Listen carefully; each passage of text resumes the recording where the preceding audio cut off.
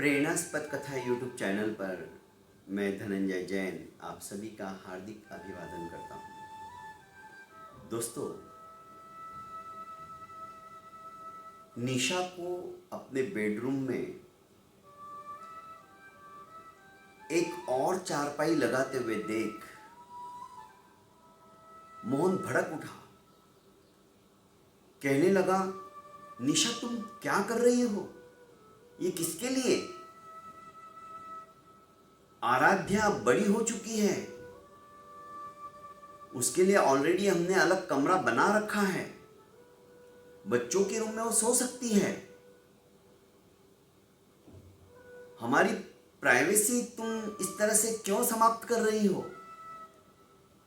निशा मुस्कुराते हुए कहती है कि मोहन, ये आराध्या के लिए नहीं, ये मम्मा के लिए है। माँ के लिए?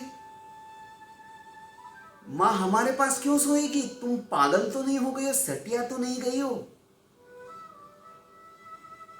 मोहन, माँ की उम्र हो चुकी है और पिताजी के गुजर जाने के पश्चात माँ दिन का समय तो जैसे तैसे निकाल लेती है, क्योंकि आराध्या और मैं ज़्यादा से ज़्यादा उनके साथ समय व्यतीत करने की कोशिश करते हैं। पर रात बहुत बड़ी होती है मोहन, और माँ अकेली एकाकी कैसे सहन करती होगी तुम नहीं समझ सकते। इसलिए मैंने तो आज फैसला कर लिया है कि माँ हमारे पास ही सोएगी। पर आराध्या, पर वर कुछ नहीं मोहन। जानते हो, जब मेरी सगी माँ हार्ट अटैक से चल बसी, उस समय मम्मी के कमरे के अंदर कोई नहीं था।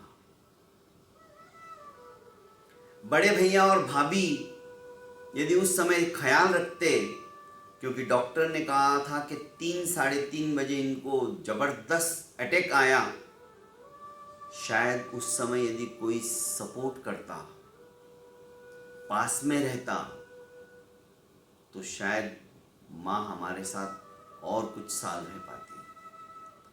पर भैया भाभी ने उपेक्षा भाव रखा, फलस्वरूप मेरी माँ चली गई। पर मैं इस माँ को नहीं खोना चाहती।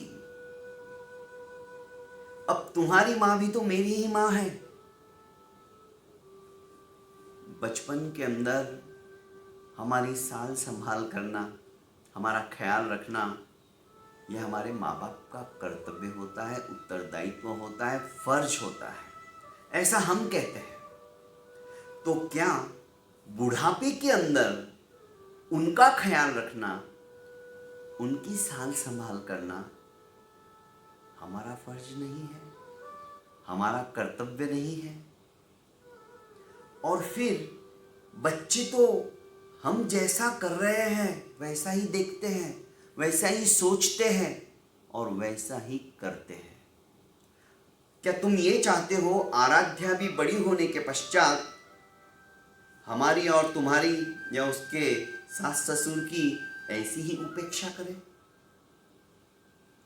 नहीं मोहन, मैं ऐसा कदापि नहीं होने दूंगी। आज के बाद माँ हमारे पास ही सोएगी, ये मेरा दृढ़ संकल्प है। मोहन ने अपनी भुजाओं के अंदर आबद्ध करते हुए कहा कि निशा, सचमुच में तुमने मेरी आंखें खोल दी। मैं कैसा स्वार्थी बेटा हूं, जबकि ये तो तुम्हारी सासू माँ है, सगी माँ भी नहीं, फिर भी तुम मेरी माँ के लिए इतना कुछ सोचती हो। मैं अपने कर्तव्य से विमुख हो गया था।